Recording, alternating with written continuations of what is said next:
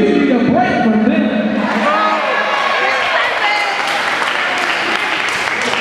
I'll say this and I'll move on to the next one. In our men's meeting yesterday, we were meeting with a lot of people about this violence. One group came in and the young man made a comment in reference to preachers and what they drive and what they ought to be doing for the community. And I stopped and I was so glad that I had a chance to give him some good information. Did you hear what I said? I'm so glad I had a chance to give him some good information, because you know something, men be talking about women, but men many times is worse than women. They're so goddamn jealous. You talking about hate. Ain't nothing worse than no whiny, piney, jealous, half-hearted, wannabe man. Ain't got no kahunas at all. Yeah, I said it. Yeah, I said it. I said it. I said it. I said it. I said it. I said it. I said, ain't nothing worse than no giant time man who be hating on another man because of what he may drive, all because your woman may have said something good about another man. Well, then go if you get your chocolate self up out of that bed and go to work and contribute to her rather than try to take everything from her. She might have something good to say about you. Now,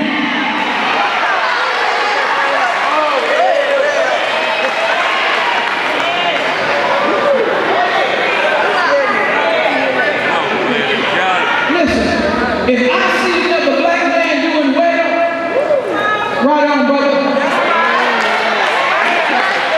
Because I know the same God that blessed him gonna bless me too. Do y'all hear what I'm saying?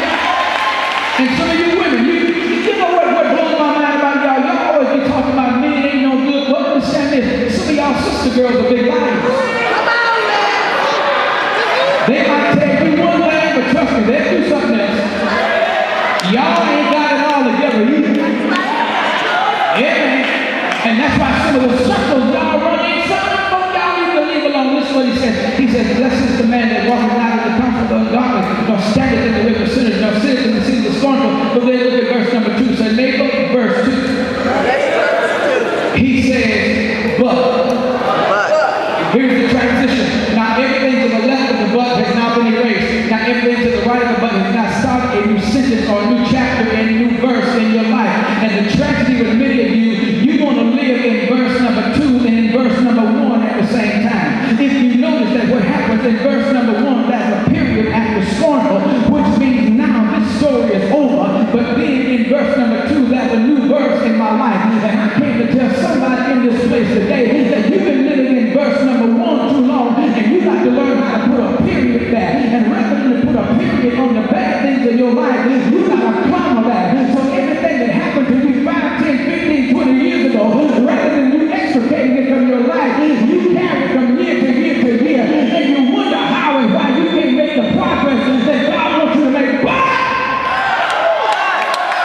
it is his delight is in the law of the Lord. Underline that word delight. That word delight means pleasure. It means desire. He said, blessed is the man that walketh not in the counsel of the ungodly, nor standeth in the way of sinners, nor sitteth in the seat of scornful.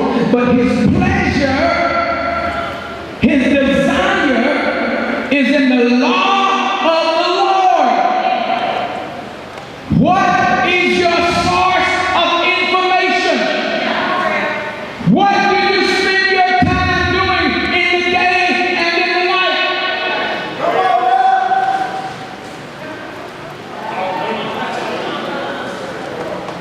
As a man thinketh in his heart, so is he.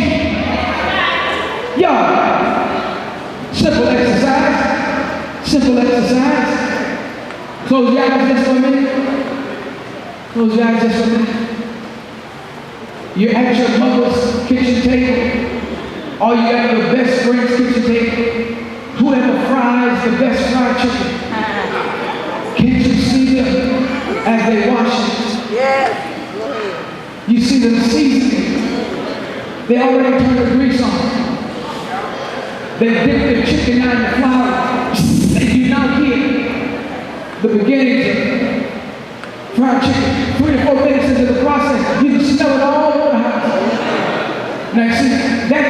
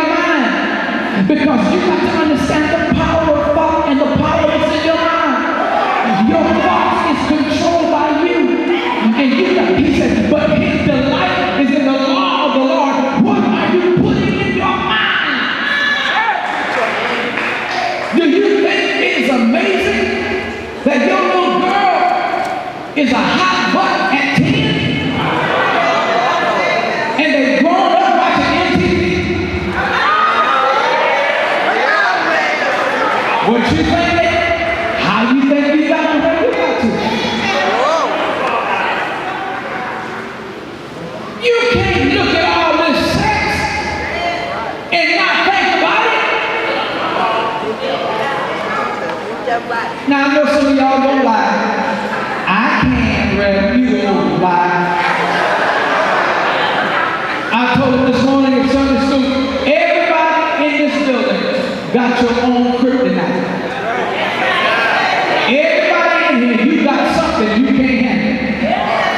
And the tragedy is some of you so hypocritical, you will get mad if I can't handle my kryptonite. But when you can't handle your kryptonite, you ain't got nothing to say about it. But listen, what I discovered is if there is something that you know you cannot handle, you need to extricate yourself from it and then get more information to counteract what's trying to take your mind to where God don't want you to think. He says, look, I'm hunting up, here it goes. But his delight is in the law of the Lord. Look, and in his law, in his word, in his precept, he meditates in the day and in the night. That word meditate, it means to murmur. It means to say it and chew over it over and over again. Here's the picture. It's the picture of a cow that eats the grass or the cud. A cow chews that grass until all of the nutrients of the grass comes out. Are you with me? And so here's the picture. God says that if you want to be blessed, he said, I'll give you the desires of your heart, but you got to meditate, chew on what I say until you get all of the nutrients out of what I say. And the time frame is you need to do it in the day and at night. Are y'all with me? Here's an exercise. Here's an exercise I want y'all to do. Now some of y'all work, so you might have to do it differently. I want you to try to read just one scripture, not a whole book, not a whole chapter. Just one scripture every hour. Just one. Now, if you're working and you can't get to it, because some of y'all who work, you get time to go to Facebook and tweet. I want you to, when you get home, if you're too busy, read at least 8 scriptures if you work an 8-hour day job. What I want to try to show you is the more time you start spending with the Lord and in his word, the more of God will come out of you. And when you chew on the word, the nutrients that's in the word gets into your blood system. Look what happens. Here it is. God says, if you watch where you walk, if you watch where you stand, if you watch where you sit, and your delight is in me, if you meditate, chew on everything I say day and night, he says, number one, I'm going to give you purpose. Look at verse number 3. He says, and he shall be like a tree.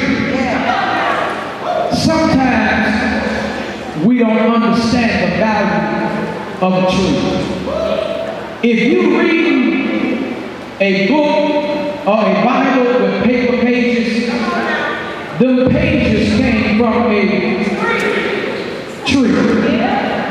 If you drove in a car and there was real wood in your car, chances are that real wood came from a tree.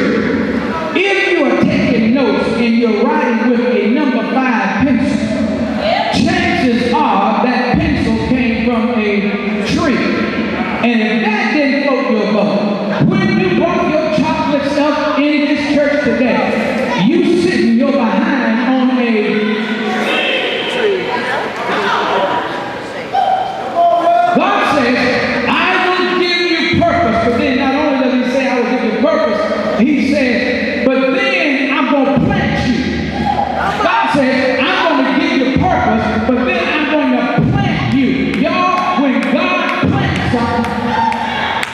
say he's planting. Let's keep going, let's keep going. He says, I'm going to plant you by the rivers of water. Here's the significance, darling. The tree that is planted by the rivers of the water, the roots run so deep. They run so deep until they find a rock, and they wrap themselves around a rock, Mario. Now, the reason why they wrap themselves around a rock is that because sometimes even a planted tree gets in a windstorm, and your ability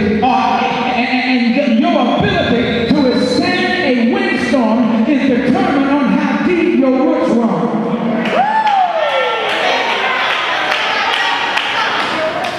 And so, have you ever seen them trees that bend so much?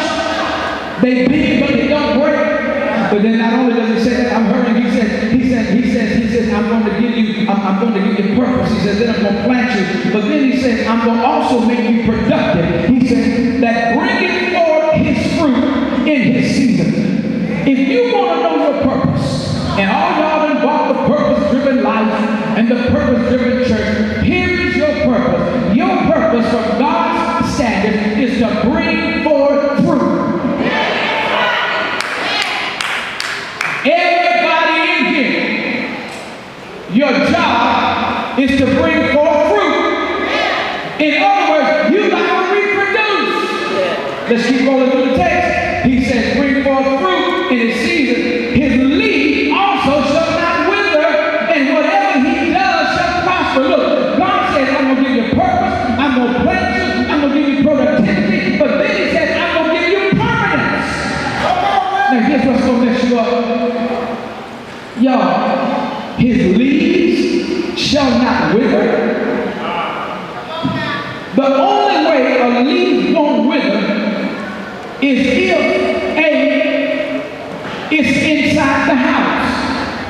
If it's outside, one of the purposes of a leaf is to extract the toxins out of the air.